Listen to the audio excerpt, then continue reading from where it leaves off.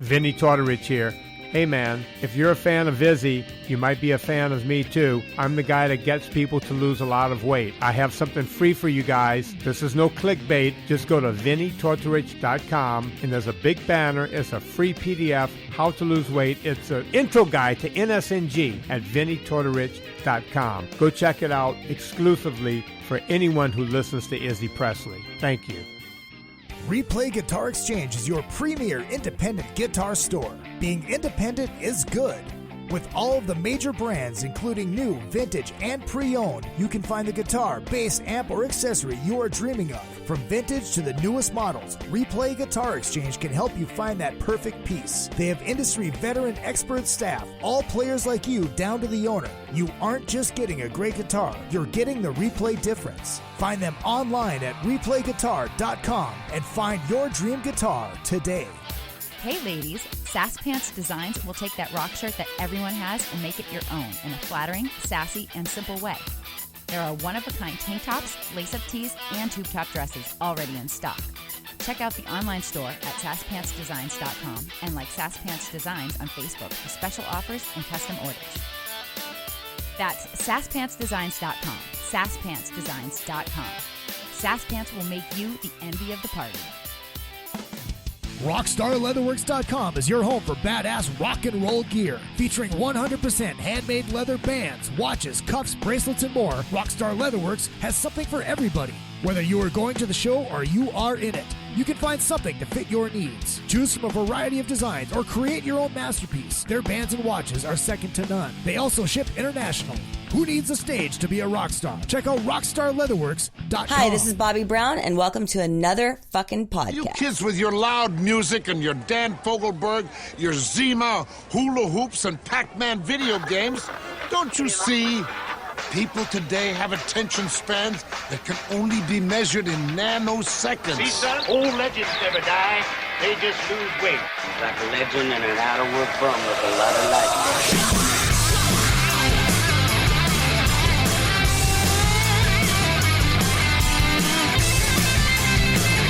Hello, you crazy dick fucker! Party time! Yes, it is party time. Hello, Hollywood. Hello, world. And hello, my loyal minions. It is good to see you, and it is always good to be seeing Izzy Presley here on another fucking podcast. Special Monday night edition. Usually we do the Izzy Presley show on Monday nights, but I'm going to go see Eddie Trunk do his show tomorrow night, so I figured, fuck it, I'm doing the show tonight. And we're going to have some fun. Make sure you guys hit up all of the social media at Real Izzy Presley all the way across the board. Twitter, Instagram, and Facebook. The show page is, of course, another effing podcast.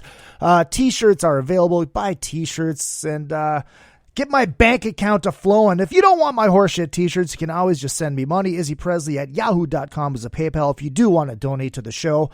Always happy to take that. And if you're around Hollywood Wednesday night, make sure you guys come on down to Soundcheck Live at Lucky Strike Live. Got a very killer show coming up this week, this month. I, of course, host it every month. All-star lineup. Balls out rock and roll songs this month, and I am fucking excited. It is going to be a blast.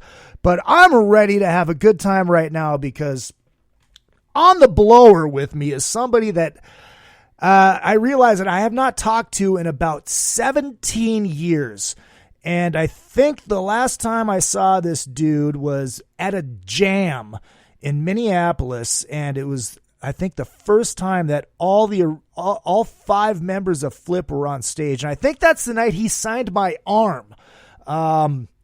Kilo Bale from FLIPP is on the phone. Hello, Kilo. Izzy fucking Presley. What is up, man? I think you knew me as Tommy back then. Oh, I did, but I know who you are, my friend. Well, God, I should hope so. God, it has been a long, long time. Yeah, well, you said 17 years. I guess I don't count anymore. Well, I just figure I never saw the last run of FLIPP. And you guys, we were down there that night, and I was there with Paul Hanna. And yeah, what story is this? Remind me of this. What happened now? this is when all 5 of you guys were there. You and Cherry and Bryn and Freaky and Chia. And you all went up and jammed like Cheap Trick songs, and it was awesome. That little downstairs thing in Minneapolis. Gotcha. Yeah, absolutely. And I think that's the last time I saw you, because like I said, I didn't see you when Paul was playing the role of Bryn, being the Tommy Thayer of the band. And boy, that's a story in itself, my friend. Oh, I know. And I think we're gonna touch on that. I had Chia on the show last year when the reunion happened. Or was it? Oh shit, that was what, 2 years ago, 2.5 years ago. 2 years ago, yeah, it was 16, like around the 4th of July. Yeah, 2016. Yeah, it's because obviously Chia's in town, and I've driven him a couple times. He's been my Lyft passenger a couple times, just randomly, which is fucking odd. But well, yeah, and he's killing it out there. You know, Chia's killing it. He was back for the reunion. He rocked. He's just going. He's moving and shaking. I don't know. I think he just did a video for Elton John or something. Yeah, he did. Nothing surprises me. Exactly. I talk to him here and there. He just, him and I have always been really good friends. I'm talking from the times my kids were really little and born. He was like the first guy over there, grabbing the kid, getting the photos, getting into it. He's just a good old friend of mine. How was the reunion for you? Unbelievable, because the story really goes like this. Flip was Flip. It happened. We did our thing, and then we just all kind of, it took its course. I went and played drums with Art from Everclear for about a year, and then just completely burned the whole rock and roll thing. I just, you don't make a living, and I was too old to try to pay to be a rock star. And I mean, it was fun. We recorded some songs, and that was great. But then in 2004, I just hung it up. I just hung up the cleats and said, "That's it, man, done." So, and stayed great friends with the boys forever in between there. Yeah, what was that? I was gonna say, what were you doing in between then? Weren't you like selling water or something like that? Just boring shit. Yeah, I got a water company. I got some companies, just boring stuff, normal regular day stuff, making a living. But I do well. That's boring. But basically, Bryn, we stayed in touch, and we've just been great friends. I'm great friends with Randy Freaky. I'm great friends with Greg Cherry, Never Stop Being. Paulie that played with us.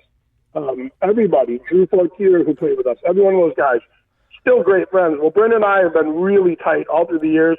He kept playing. He had the Odd Fathers. He had, I don't know. He's just working on projects, producing bands, writing, doing all kinds of stuff. And he asked me a couple times, "Hey, you want to play? You want to play?" And I'm like, "Nah," because I'm kind of either all in or I'm not going to do this. And right. I don't know if it wasn't really a sour taste, but I guess it's like, I played forever. It's not going to fly. Then all of a sudden one day he caught me on the right day.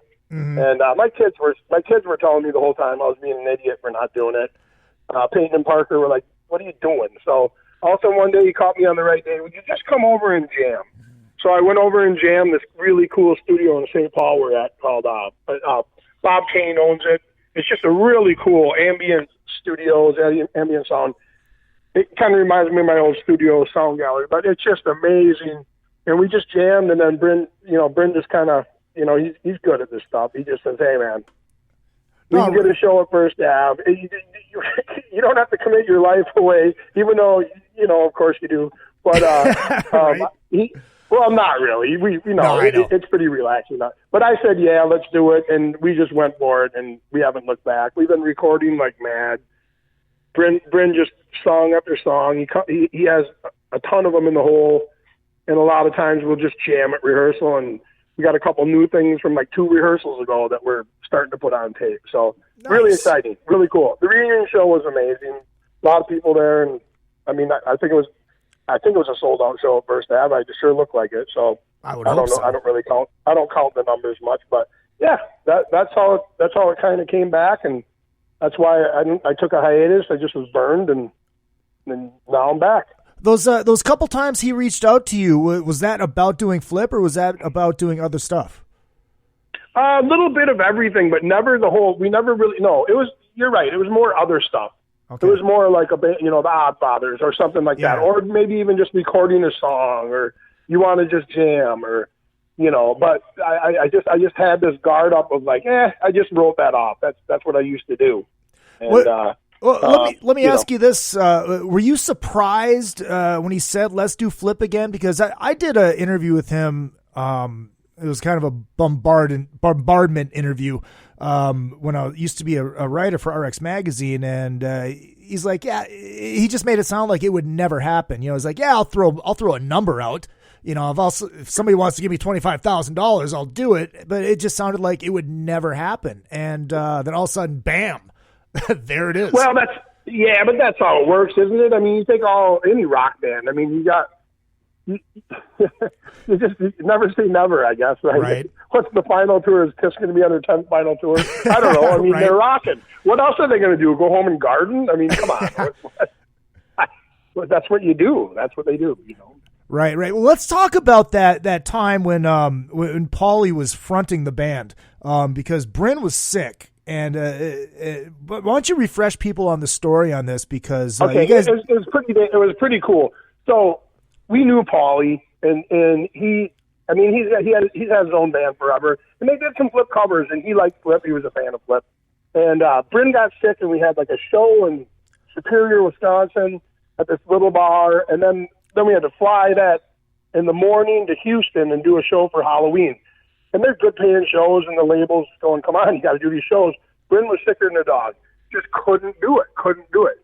So Bill O'Coin, our manager at the time, called Paulie. We just said, hey, what about Paulie? Called Paulie, said, we need you. He comes to town, stays at my place. We do some quick rehearsals. Randy comes over, and we just go through some stuff. We go up and do the show. And the crazy part about it was, I can't remember the lady's name that ran the place, but I had to get that. I was tour managing at the time, and you get half the money up front, but I'm like, we got to get this money before we go on stage. So I'm just adamant about it. I'm working it. I get the money. We're hiding Paulie the whole time. We get on stage, we start playing, and it's not very long before people are like, that's not Bryn. He had on Bryn's suit. He had on the face paint. He had Bryn's guitars. He basically knows Bryn's moves, and he's just a really good musician, so he was doing great. But they figured it out. So most of the fans were enjoying it and didn't really give a shit. But I'm going to tell you, that promoter was pissed off. So then the next night we flew down to Houston, but no one knew who the hell we were. So it was awesome. We were a little more, Paulie had a show under his belt, and I don't know, everybody just maybe stepped up a notch to make sure, and we did great down in Houston, too. So we did 2 shows with Paulie as Bryn. It was awesome. Were those the last 2 shows before the last show? You'd know more than me. I don't know that. I don't know that. I can never really put all those. I can remember a lot of stuff, but when you put the years on them, it's hard for me. Because I think, because one of those shows was a Halloween show, right? Well, it's a Halloween show, yeah. And then the last show would have been in November at, was it Medina? The last show was at Medina, so you could be right if that was the same year. I bet you it was. I bet you that was the end. That could be it. Yeah, I don't even remember exactly. I know that was the last show because I remember Bryn talking before the show, and it was the right thing to do. Flip. We were just. I don't even know how to. You can't even put it into words. It just we all went, yep, okay, just move on, right? It just was one of those things. So that and what was that? I do remember it's like early 2000s. I think it was 2002. I think it was 2002. I think. I could be wrong. I'm sure somebody will jump in and tell me I'm wrong. But sounds about right. Yeah, it sounds about right. Yeah, so that was cool. That was good. That was a good time. Paulie did a great job, and he's still a great friend of ours. He came and played. He was in another version of Flip later on because obviously Chia's got enough going on. He's not going to be in the band. Right. We had a guy named Mike Leonard right away. He's a good player. Didn't quite work out for what we were just looking to do, and that's where Paulie came in.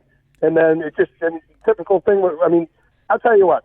If me, Bryn, and Sherry are in the room playing, I'm not trying to put down anybody who's ever played in this band or is right now. Because right now it's Cherry's son, Donovan. Yeah. We call him Spry. He's like a rock and roll sponge, an 18-year-old kid that can play, sing, just play anything, keyboards, guitars. But if Bryn, Sherry, and I are up there, it just doesn't matter. I mean, I'm sorry. I'm not ripping on any of these other guys. It's just us three just have this thing that just, I don't know. If Bryn plays a riff, my hands and my feet just go. I don't even know what the hell I'm playing. And the same thing happens to Greg and Cherry. I've been playing with him forever. Yeah. Also, and like played with him and Bryn played with him on other bands. I played with him on other bands, but we just have a chemistry. I guess that's the stereotypical word, but we do. Hell, I've played with Cherry. Last May when I was back, he sat in with my Ace Frehley tribute band for 2 nights. Cool. Fucking cool. What was that like for you? I mean, getting back in the room with those guys. Well, I hung out with them in between because my kids they're growing up now. They're 22 and 24, and his kids are getting grown up now too. So in between, they come into birthday parties, and I mean we're just great. I'm great friends with him and Susie, and love their kids and just normal cool stuff. So yeah, I've been hanging out with him. I didn't see Greg as much, Cherry. I didn't see him quite as much, but we talk and text and the same way I do with Shia all the time. We talk and text quite a bit. And it was just, but it was when you're talking about getting in there and playing, it was pretty unbelievable because it's not, if you kind of have it, you just do, you just play. It wasn't like we were like, oh, we're great. But we all just kind of looked at each other and went, whoa, okay. Wow. No, I get it. I get it. And like everything in my life, it always goes back to Kiss. But it's like if you go back and watch that Kiss Unplugged when Ace and Peter are up there, doing 2,000 Man, and you just see this look in Gene's eye, it's like, wow, this is it. I'll agree with you. This is it. You're saying it's the look then. You're right. It's a look. You get it. Mm-hmm. What was it like for you towards the end of it as compared to say the first record? Because it seemed like, and I've had this conversation with Bryn, and I think I had it with Chia and Freaky as well when Freaky was on the show about a month ago. Did you feel that you guys were playing too far into the character aspect of it? I did feel like it was anything like that to me, because we know what bands we love. Mm-hmm. I mean, oh man, remember when Van Halen did that concert? Oh, how about Kiss and this? I mean, you got to remember we did have Bill Aucoin for our manager for a while. You're not sitting around going, oh, how can we dumb ourselves down? True. I mean, you know what I mean? We're sitting around going, hey, that was cool, but do this but to be honest, most of the time we just come up with some basic ideas about, like, if I'm Kilo, that's who I am. I don't have to think about it. I just do my things. No, my answer is no. That's a long-winded answer there, buddy. But that was not. It's an honest answer. It's just like from a fan, because that's what I am. Obviously, I'm a fan. Flip is my second favorite band of all time. It's like you listen to the early stuff compared to like the Volume record, and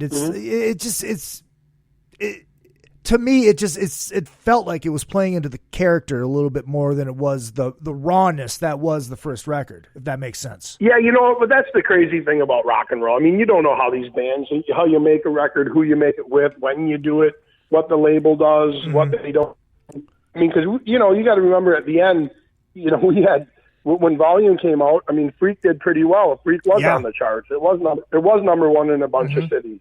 And that's exciting. Then our second single, I Still Love Rock and Roll, never got to come out, and that's you just can't control. Right. So I mean, those were good songs. What was it as raw and fresh as Flip Flip? Probably not, but there's a lot, because a lot of those songs were on other records too. So it wasn't, it wasn't like when that came out on Popularity Artemis. There was quite a few of those songs that were on other records. So, yeah, I don't know if it was as fresh as Flip Flip. But then again, I mean, Flip Flip, we recorded that record twice. So, I mean, we actually recorded it like 3 times because me, Bryn, and Greg and Shia did it at my studio, the Sound Gallery. We did all those up there. We probably recorded every song once or twice. Then we went out to Seattle and did it all. And then that didn't come out. And that didn't work. And then we just went and cranked it out in 2 weeks at A&M Studios in Hollywood. Right. And don't get me wrong. I wasn't downplaying it. I mean, I still fucking love it. You know what I mean? No, I get it. No, I get it though. I know what you're saying. It probably wasn't quite as fresh, like just raw flip, like right. You know, I mean, like on that anniversary record that came out for the Flip 20th anniversary, there's some of those demos that were done at A&M that when Hollywood signed us, they're like, okay, let's just come on out here and just record like a bunch of songs, whatever you really got. Mm-hmm. And in 2 days, we went into A&M Studio B and we cranked out like, I don't know, 20 some damn songs or something. Rough, just we went for it. Mm-hmm. And a couple of those songs made it on that disc, and that's like as raw as we were, if you ask me. Well, and then also the song Drugs too from Seattle. That's pretty raw too. Mm-hmm. Yeah. Well, let's do this. Let's go back to how you guys got your break. And I know I got a lot of new listeners to the show because from when I had Chia on. Okay. Let's talk about that MTV Unsigned Band Contest. I actually had Matt Pinfield in studio, and he remembered this. Cool. Yeah. Cool. Yeah, he remembered you guys. So why don't you kind of tell the story about how that happened? Okay, well, that Gene Hollister, he's a great friend of ours from town, and him and Randy Levy, they have a company called Rose Presents. It used to be Shown Presents from the Twin Cities. They've done every dang concert there is, from the Hoot, Aerosmith, you name it. Well, they were helping us out, kind of doing some local management stuff, and I think it came up through some manager guy they knew that I think it was the guy that was managing White Zombie or whatever, that they had this contest. So that's how we got into it. They just sent in the tape for us and said that they did, and then that video won. That's how we got that. Mm-hmm. Well, that had to be. I mean, yeah, go ahead. It was cool. No, it was cool. it was cool. I mean, I'm not really a contest guy, and none of us really were. But it did get us into the Palace of Auburn Hills. I'll tell you something about that. There's pretty funny things happen there. So the Ramones, they basically look dead, which is really weird. They're just it was cool to meet them, but it was very weird. They're just, you couldn't see whiter faced dudes in your life, and they were good. And then I outsmoked Eddie Spaghetti, which was very cool because some super suckers. He was supposed to. I mean, straight up, man. I just went. We had a Hoover and we just pounded on the thing, and I just didn't stop, and he did. So that was a big win for me because the boys were pushing me on that one. And then when we went out and played, man, you should have seen it. I'm telling you, it was insane. Yeah. I've never seen. I look up in the crowd and I'm like, why are all these shiny things fucking flying at the stage? Well, I don't know how many quarters hit the stage. I don't know. We've got like $50, $60 off the stage or some baloney. I mean, people were just like, you guys aren't the Ramones. You guys aren't White Zombie. Right. Fuck you. You know? Oh, Jesus but then, Christ. Of course, in typical Bryn fashion, we were killing it by the end. And it's I don't know. I like playing for small crowds. I like playing for huge stadiums. Yeah, it's a good thing. It was a good show. But I will tell you, on that tour, we were on this tour with the Impotent Sea Snakes. Don't know if you ever heard of them. And, no, not Danzig. What the hell? Yeah. What's another band? God, I don't remember all the names. Who else did Danzig play in? What was the band? Misfits. Famous as hell. Misfits. Yeah, okay. So what? It was the Misfits, Impotent Sea Snakes, and Flip. And we're on this tour. The Impotent Sea Snakes, they got girls up there with like steel underwear on. They're grinding them with grinders, and they're going. It's fucking crazy. Okay, I'm telling you, that's the first band, and then we're the second band, and then the Misfits are coming on. So we're at St. Andrews Hall. It's in, I don't know, outside of Detroit, and we come out, and we're all wearing these suits, and the crowd's like got all white faces and black and everything and down, and they're like looking at us, like acting like they're slitting their throats, like fuck you, and they're yelling, Green Day wannabe fuckers. You know, we're all our hair's colored. So Bryn, I'm telling you, this is pretty raw. Bryn yells out, he goes, oh, look at all you flat-headed little fucks. He goes, that's where I put, he goes, just like your mom. He goes, that's where I put my beer last night when she blew me. Shit. And then he goes, he gets a big goob. He goes, let's get sick. And goob's on a dude in the front row, and we kick into the first song. The fucking place, I'm telling you, dude, I've never played a gig like this in my life. The place fucking erupts. There's fucking money flying at the stage. These people are like going crazy. Like, these guys, we got to It was something. Okay, I see the biggest thing I've ever seen in my life flying at the stage. Like, what the fuck is that? Comes in and hits. It's like the biggest bottle of lotion I've ever seen. It explodes all over, misses me, smashes all over Danzig's drum set, lotion everywhere. So, but and then halfway through the show, we're playing, and like some of the guys now are kind of like going, "Hey man, you know, Bryn, he always gets. They can hate us, and by the end they like us." Yeah. So people are starting to go, "Yeah, he's all right." They're moving, and then his buddies like they got next to him, like pushing him, "Dude, don't fucking do that, man. You can't like these guys." There's a weirdest show. So we finish. We come off, and we're like, "That's great." And we're ready to walk right through the crowd. The promoters are like, "Oh, come with us. Get those fucking suits off. Get your ties off." They took us downstairs and up and through the back into our dressing room, so we didn't get our ass kicked. Oh, wow. It was unbelievable. I can just imagine you guys picking up the money off the stage like in the Blues Brothers when they're in that fucking when they're in the phone booth and the propane explodes and it lands. Jake, there's got to be at least $7 or $8 worth of change here. Well, you want to know something? It's identical. There was actually way more than that. And then I think we had like an over or under how much was going to get thrown at us the next night on that tour. She came up with a game like an over under on the money, and if you got it, if you were closest without going over, like Price is Right, you got to keep the money. That's fucking brilliant. Yeah, and I think that was literally a day or two before or after the White Zombie Super Sucker Ramon show. Oh wow.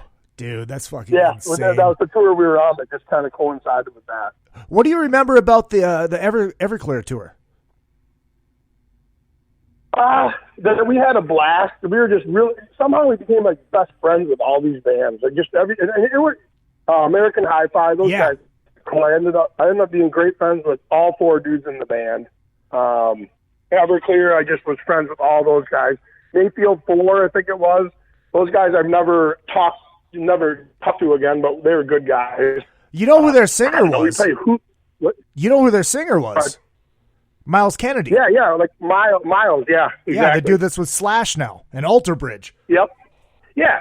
So, I mean, it was a great tour, and we every day we'd be like playing basketball and just hanging out, and I don't know, it was a good tour. It was fun. It was good for Flip. I mean, it was kind of cool because we kind of knew that, you know, we had been on a major label, and then we were on like a small little indie label, and now we're kind of like, hey, you know, I think we're back. We're gonna, you know, we got this figured out. We're gonna get back on a real label, and that was exciting.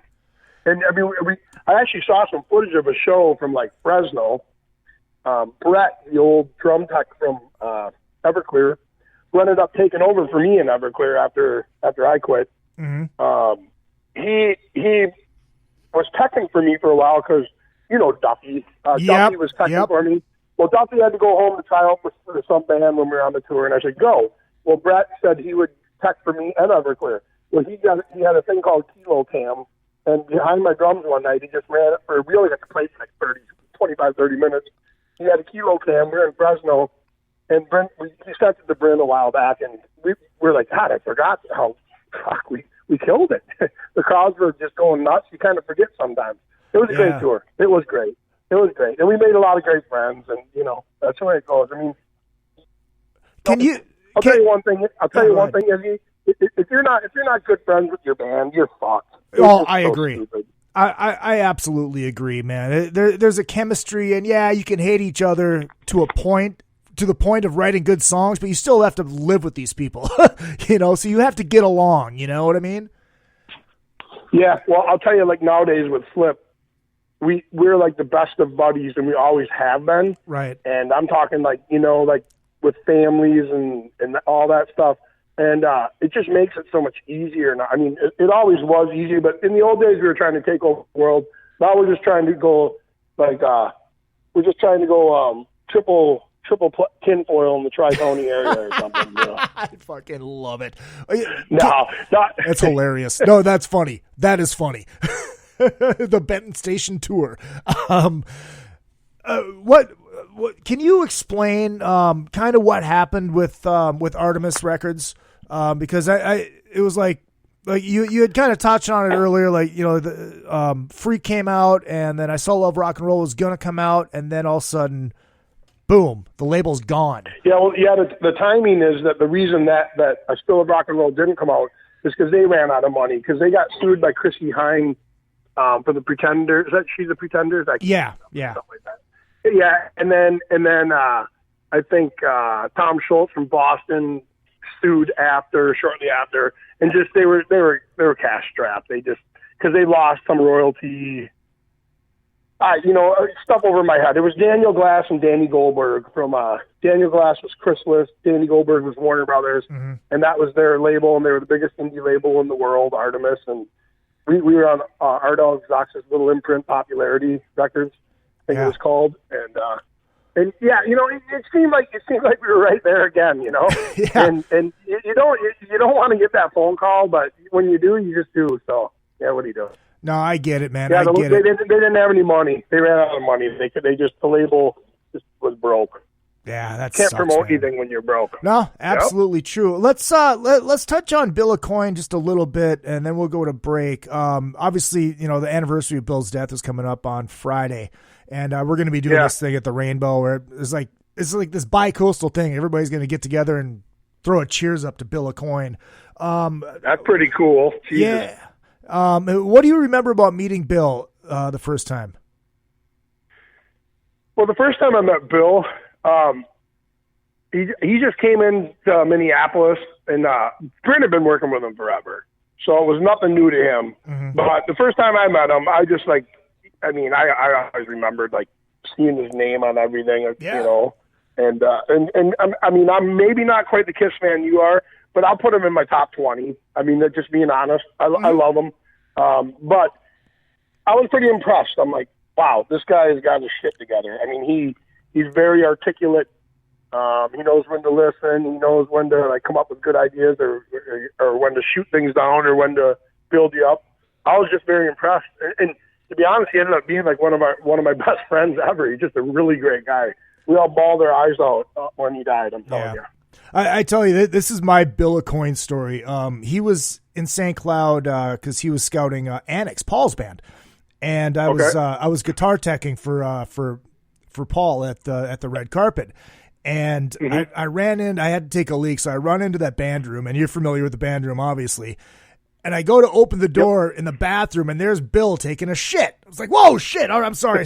Close the door. And I'm out there waiting over by Paul's guitars. He comes out. I'm like, Bill, I'm sorry. I didn't know you were in there. He goes, hey, I wish you would have came in earlier. It's like, no, Bill. Oh, but that was Bill. No. But that was Bill. Exactly. Joking. That's how he was, man. What point did he start working with you guys? What year was that? Do you remember? Oh, wow. There you go again. Here's my guess. Here's the best I can remember. Somewhere in the late 90s, when we went through a few managers, we had Frank Gironda and Elliot Roberts, and they only got lookout management. All they had was Tom Petty, Neil Young, Mazzy Star, and Flip. So we're like, okay, cool. We got that one figured out, right? And then we ended up with the biggest booking agent in the world, and then that's a story in itself. That we could go on about how we lost that one, but we were in the right. But it doesn't matter.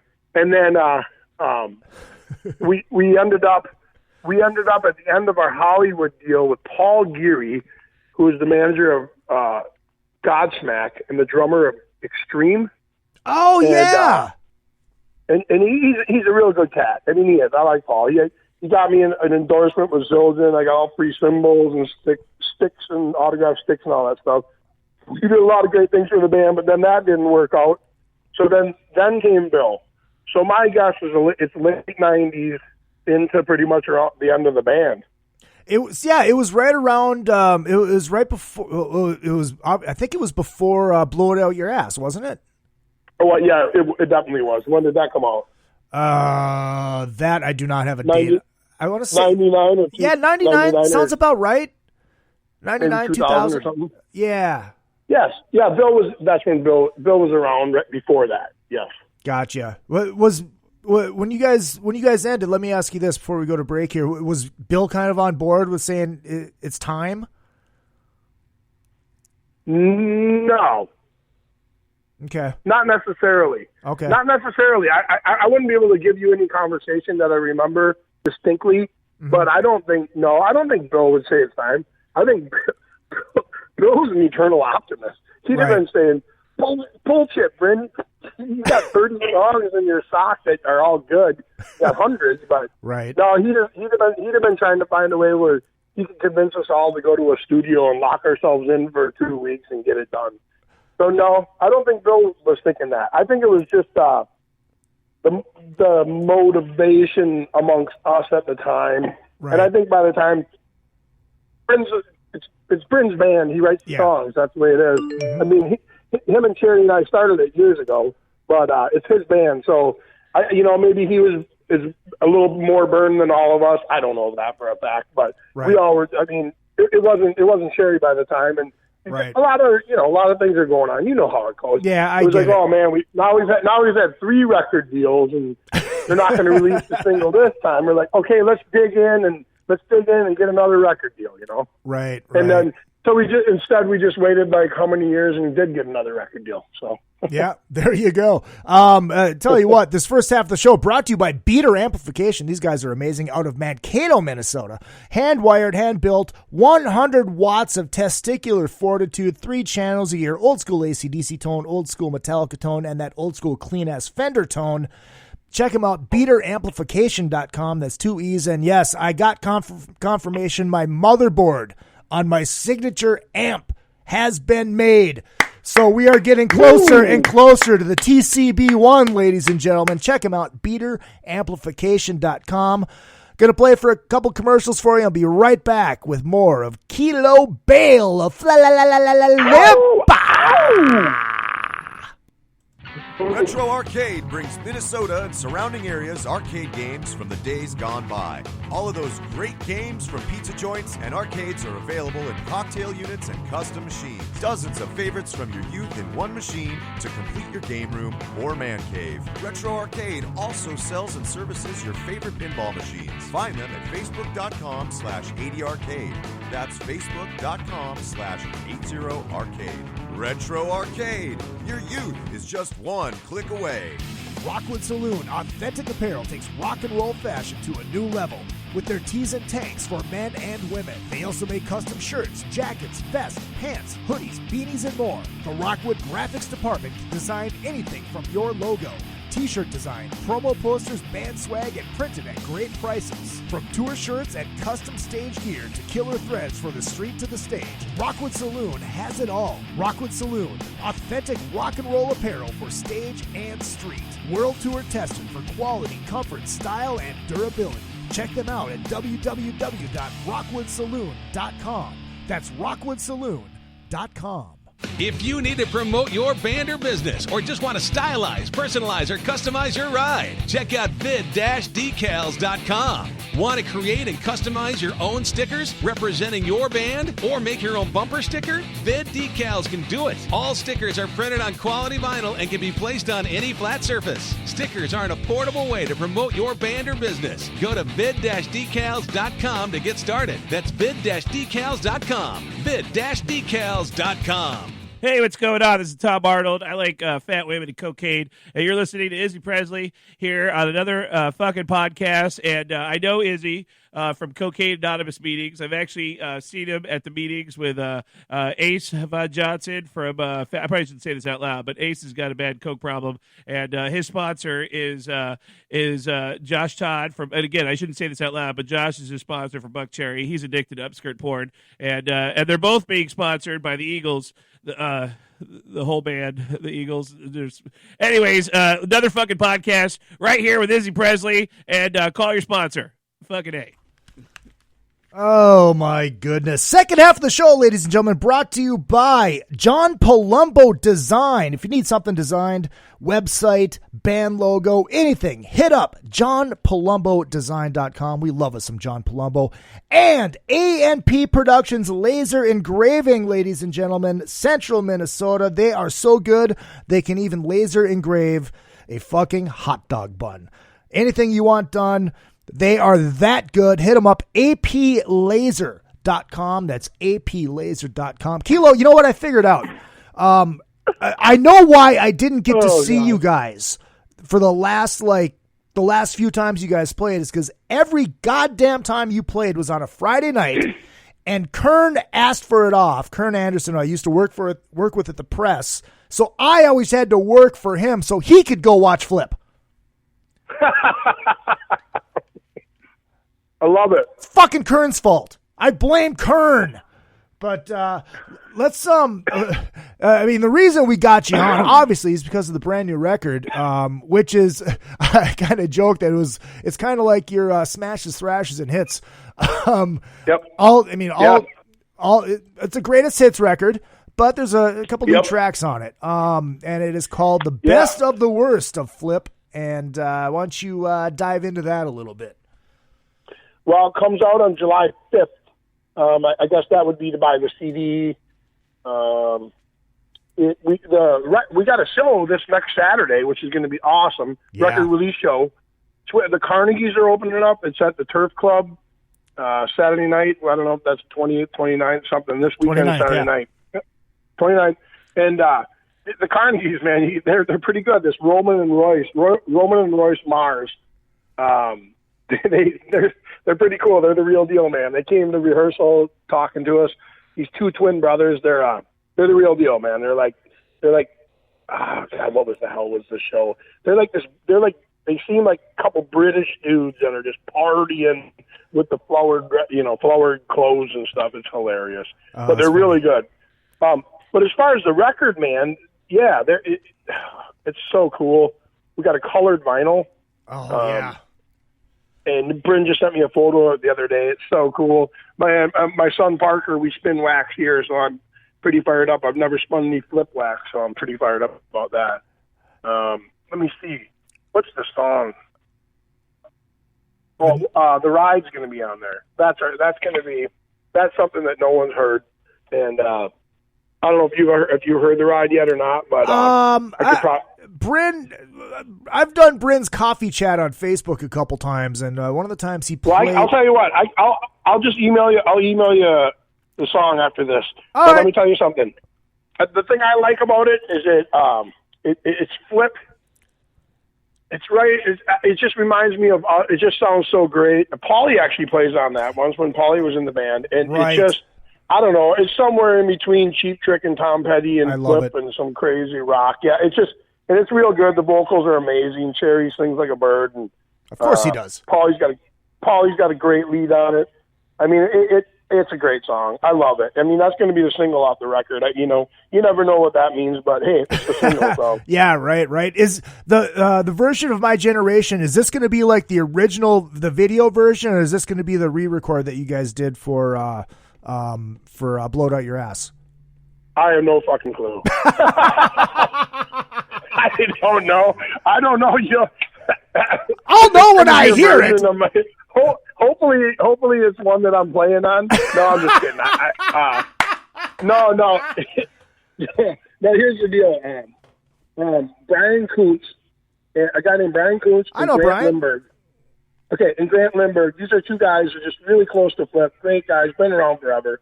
They did this. They're the ones that they picked the songs. Oh wow. They put together any little bootleg thingies that are out live from the Lounge Acts, Chicago or whatever, that stuff, or New York, wherever the hell Lounge Acts is. They looked through all our old stuff and said, hey, this is good. So they put this together and kind of wrote it all up, and so it's a good thing. That's where this all came from. I tell you, we rehearse every Wednesday night, and it's like a little crew. It's like Brian comes over, Grant comes over, Johnny Mac. I don't know if you met Johnny Mac. He's at every damn one. And then my son Peyton, who I call P-Diz, he doesn't miss a rehearsal. It's like we got a little thing that goes down, and it's just pretty cool. Cigars, little smoke, some beer. Nice. It's amazing. Nowadays, it's just so relaxed. I mean, this new record coming out is great, but it's not like, we're like, oh my God, the record's coming out. We don't get a hit single, we're done. We're going to get dropped from the label, Yeah. Well, it goes back to why it starts. You're playing music with your friends. Mm-hmm. That's what it's all about. I mean, I always say we do it because it's fun. It's supposed to be fun. Well, I'm lucky because these guys are my best friends. It's fucking awesome. It is really cool. It makes it pretty easy, let me tell you. And drumming for me, I don't know. I don't even think about when I play. I'm like balancing my checkbook or thinking about fishing or something. I'm saying, when I'm playing with Bryn and Greg, it just doesn't matter. My hands and feet just go. Like I told you, I don't think about nothing. I just don't. Are you still bringing the giant bong out on stage? I don't even know where that thing is, man. I sure wish I do. Somebody got away with it. Fuck, that thing was so awesome. Oh, my God. I built it out of like a 14-inch charcoal Vista Light rack tom. I left all the lugs in there. And then Freaky helped me. Of course he did.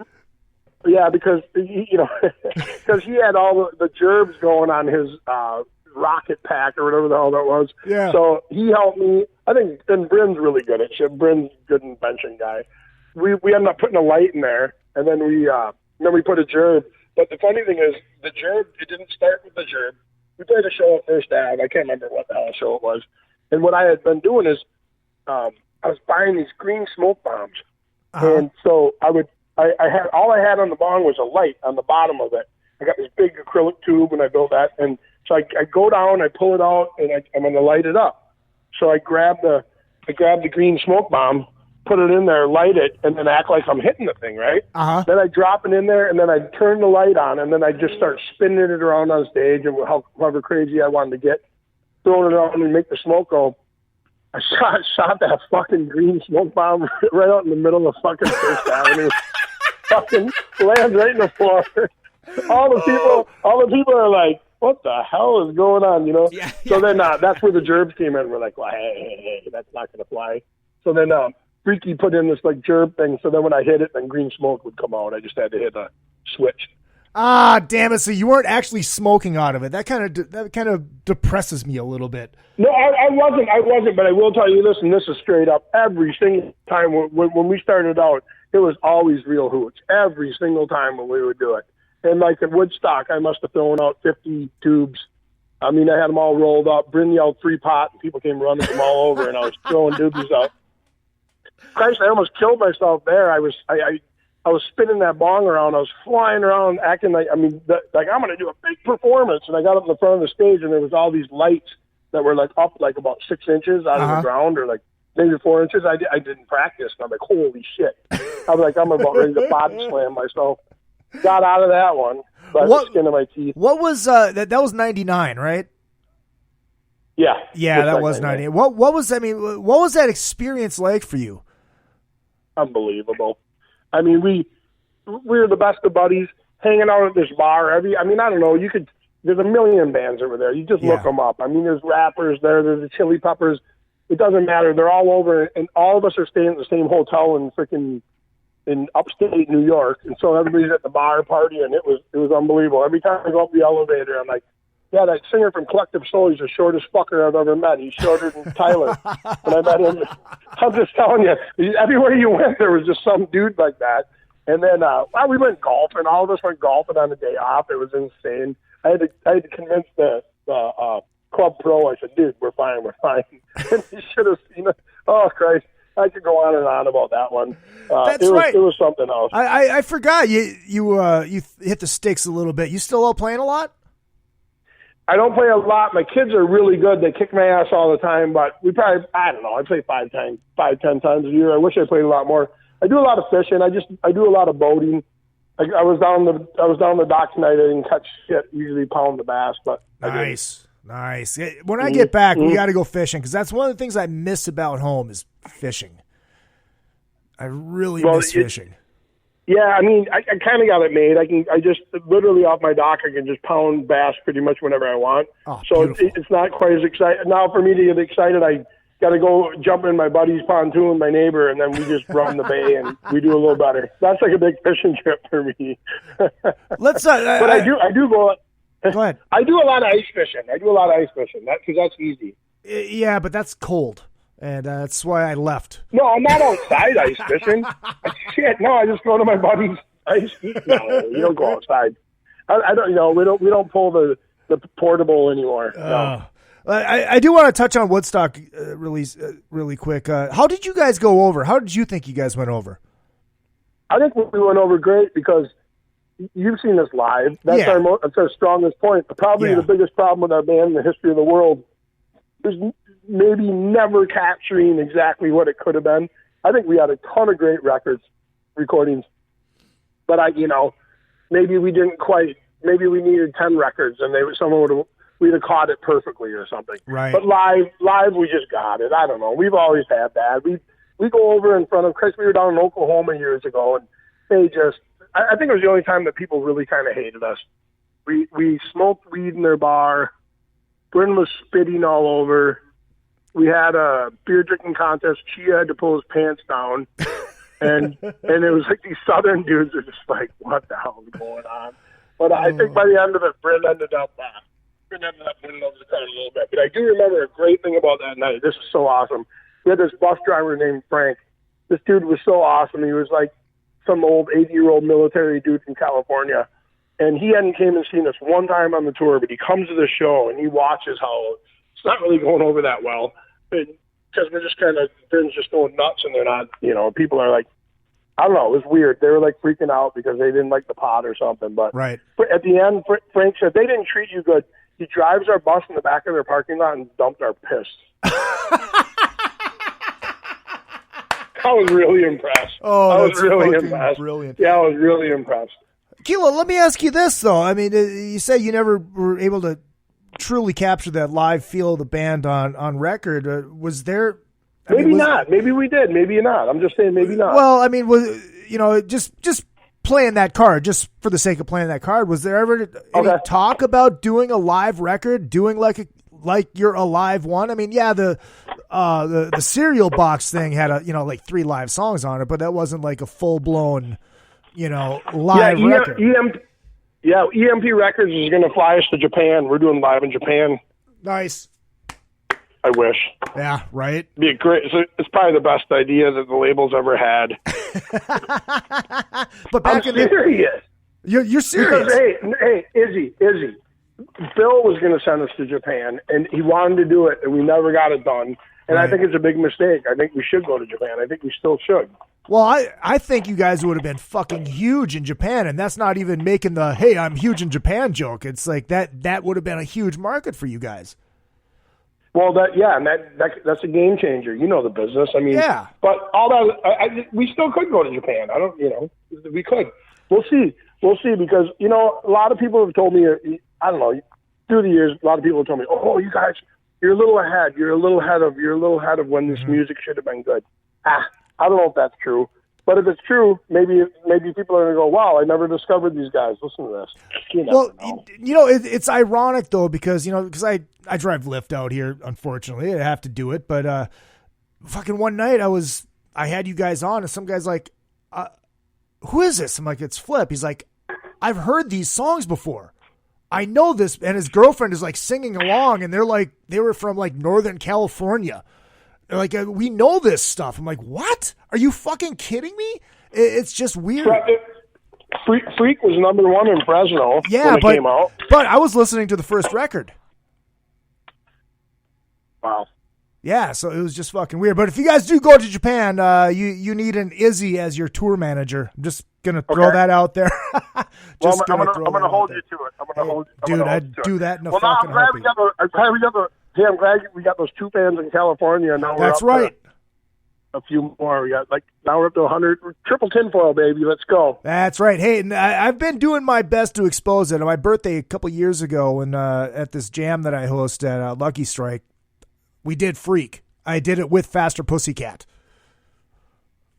Cool. Yeah. Oh, I think I heard. I think someone told me about this. Yeah. We were unfortunately we were tuned to standard instead of. So that's my excuse for sucking. But I did my best. It was fun. Yeah, it was just so cool to play that song. Once again, the record's coming out on the July 5th. I believe is the drop date. Yeah, July Flip. The best and the worst of Flip on EMP Records, David Olson's record company. David wow. Megadeth. Yeah. David well, hey, I gotta, we could talk all night. I'll tell you how this, David Olson, I worked with him with a band called Numb out of Minnesota that I was producing. A great singer, Dale. Speak Joey. They were good. They were a good band. Well, Ellison wasn't in Megadeth at that time. This was like early 2000s. And he heard it, and he wanted to work with them. So he came to town. He was a producer. I co-produced with him. We did a demo. It didn't get signed, but he ended up loving Dale so much, the singer, that he ended up being the singer in F5. That was Ellison's band right after his first band, I think, after he was playing in Megadeth. And so, and that didn't pop or anything. But then later on, Bryn's in some other little band out of Chicago. They're not a little band, but I mean, they're out like Chip's Enough from Enough's Enough. Yep. And I love Chip. And Steven Sherrill, Kick Tracy, and Yeah. I don't know, like great drummer and all that. I don't know all the people in the band, but he's in that band. And and Drew Fortier's in that band, the guy that actually works for EMP also. So that's how then. Oh, hey, and David Olson's from Jackson, Minnesota. Yeah, so, yeah. I mean, it just kind of. So then I don't know if you know who Tom Hazard is. No. He's had I don't know all the labels, but he's like a metal label guy. He's running that label for Ellison. So that's the group of the guys. And then we kind of like, hey, Bryn, boom, boom, boom. Everybody knew each other, and they're like, Bryn got the deal done. It's like, hey, let's put out this record. So that's how it came about. EMP label group.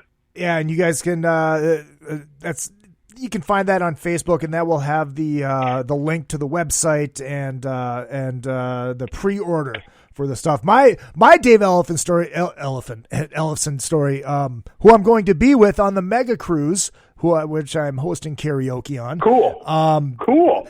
1 year around NAMM, he played Soundcheck Live.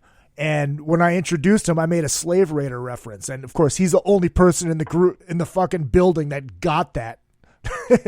Minnesota. That's right. Oh, Scotty Strickland checking in from Canada, and Jacobus from Florida. Scotty wants to know, where can I buy tunes to help you get to aluminum? Oh, nice. To get to aluminum.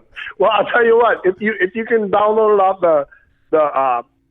the website. No, I have no idea how EMP Records, baby, right? Yeah, or Scotty. EMP label group. Yeah. Yeah. Is the others? That's a good joke by him. Yeah. I stole that. Hey, by the way, I stole that joke from Chia. Oh, of Chia course used you to did. say he said he goes from Mankato to Cokato, from Litchfield to Richfield, from something to something. He goes flip triple tinfoil. That's where that came from. Fucking great. But that was a good question by that cat. That's great. Is the back catalog up on iTunes? Do you know? I don't know anything about that shit. I don't have Fuckface. I know I'm not you on don't. Fuckface. I'm not on Titter. I'm not on any. I don't know, man. I just go fishing and hang out. But I don't. Maybe. Probably not, because my kids bitch at me about most of that stuff. Okay, that would make sense. That would make sense. I don't know who does all that. I don't do any of that. All right. Well, here's what I'm going to do. I don't even know how you do it. Here's what I'm going to do. I'm going to post the link for the pre-order of the record, which I was planning to do anyway, so people can get that information. That will be at Real Izzy Presley and another effing podcast on the Facefuck, on the Brag Book.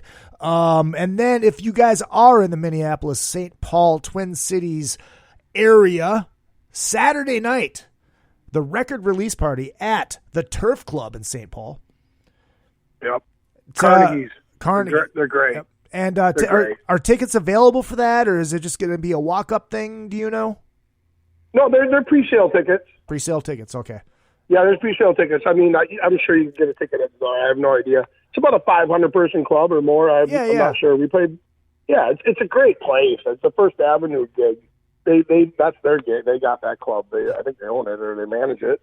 The one thing I do miss is the Flip Christmas songs. Oh, okay. Got it. You know what?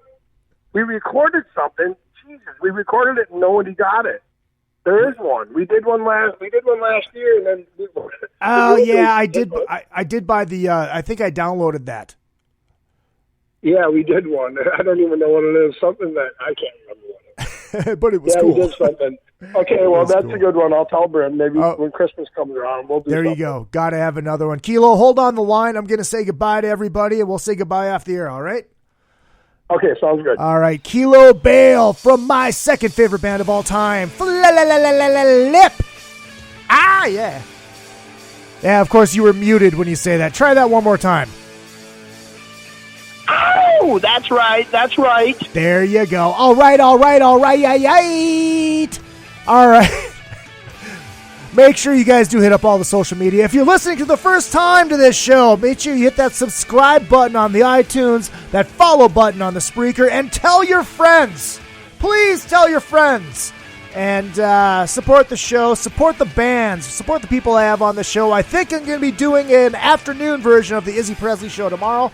I got a lot of shit to talk about. It's going to be a lot of fun. But yeah, make sure you guys get that new FLIPP record. I am excited to get that on vinyl because I don't have any FLIPP vinyl and I need FLIPP vinyl. God damn it, I'm going on a fix. So we will see you guys next week for another effing podcast. It will be on Tuesday night. Not sure who the guest will be, but I got some ideas. And he might have won country at one point, but I have to ask him to do the show. That might help. We'll see. So we'll see you then. Don't forget, my name is Izzy Presley. What I lack in talent, I make up for in cock. This has been another fucking podcast.